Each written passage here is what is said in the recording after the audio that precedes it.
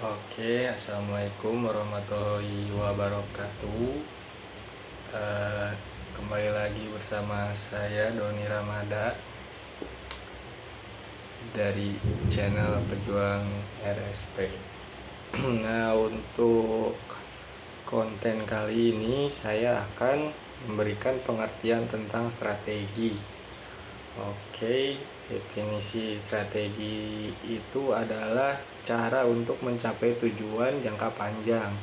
Nah, strategi bisnis bisa berupa perluasan geografis, diversifikasi, akuisisi, pengembangan produk, penetrasi pasar, rasionalisasi karyawan, divestasi, likuidasi, dan joint venture.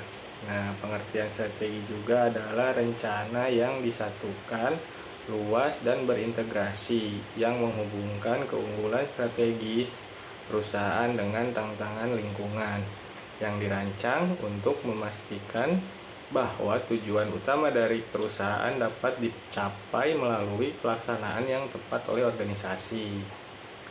Nah, pengertian strategi secara umum dan khusus yaitu pengertian umumnya, strategi adalah proses penentuan rencana para pemimpin puncak yang berfokus pada tujuan jangka panjang organisasi. Nah, disertai penyusunan suatu cara atau upaya bagaimana agar tujuan tersebut dapat dicapai. Yang kedua, pengertian khususnya yaitu strategi merupakan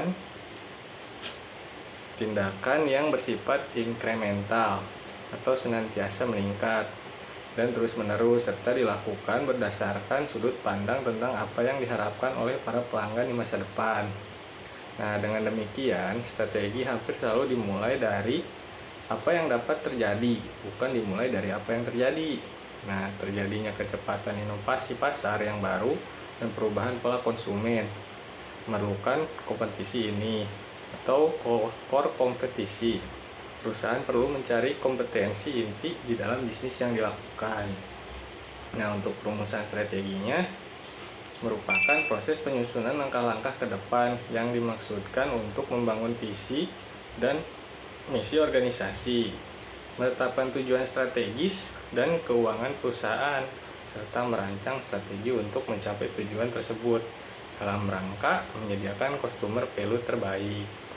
Nah, beberapa langkah yang perlu dilakukan perusahaan dalam merumuskan strategi yaitu mengidentifikasi lingkungan yang akan dimasuki oleh perusahaan di masa depan dan menentukan visi misi perusahaan untuk mencapai visi yang dicita-citakan dalam lingkungan tersebut.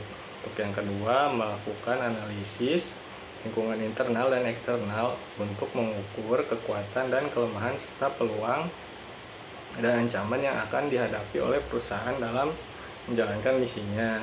Nah, untuk yang ketiga, merumuskan faktor-faktor ukuran keberhasilan atau key success factors dari strategi-strategi yang dirancang berdasarkan analisis sebelumnya.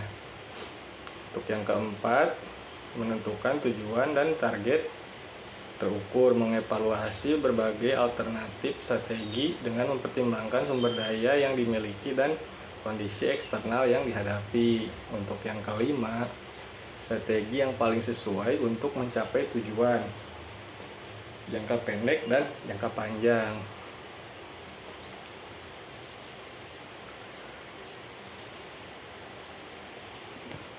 Nah, ada juga tingkat-tingkat strategi dengan merujuk pada pandangan dari Dan Skandel dan Charles Hofer Huygens pada tahun 1985 menjelaskan adanya 4 tingkatan strategi. Nah, keseluruhannya disebut mastery strategi, yaitu enterprise strategi, corporate strategi, business strategi, dan fungsional strategi. Nah, untuk yang pertama kita bahas di sini dulu, yaitu strategi ini berkaitan dengan respon masyarakat. Nah, setiap organisasi mempunyai hubungan dengan masyarakat. Masyarakat adalah kelompok yang berada di luar organisasi yang tidak dapat dikontrol. Nah, di dalam masyarakat yang tidak terkendali itu ada pemerintah dan berbagai kelompok lain seperti kelompok penekan, kelompok politik, dan kelompok sosial lainnya. Jadi, dalam strategi enterprise terlihat realisasi antar organisasi dan masyarakat luar sejauh interaksi itu akan dilakukan sehingga dapat menguntungkan organisasi. Nah, strategi itu juga menampakkan bahwa organisasi sungguh-sungguh bekerja dan berusaha untuk memberi pelayanan yang baik terhadap tuntutan dan kebutuhan masyarakat. Nah, jadi segitu dulu untuk pengertian strategi dari saya. Untuk part 2-nya nanti dilanjutkan di minggu depan. Jadi mohon maaf bila ada salah kata, bila ada kesalahan. Terima kasih. Wassalamualaikum warahmatullahi wabarakatuh.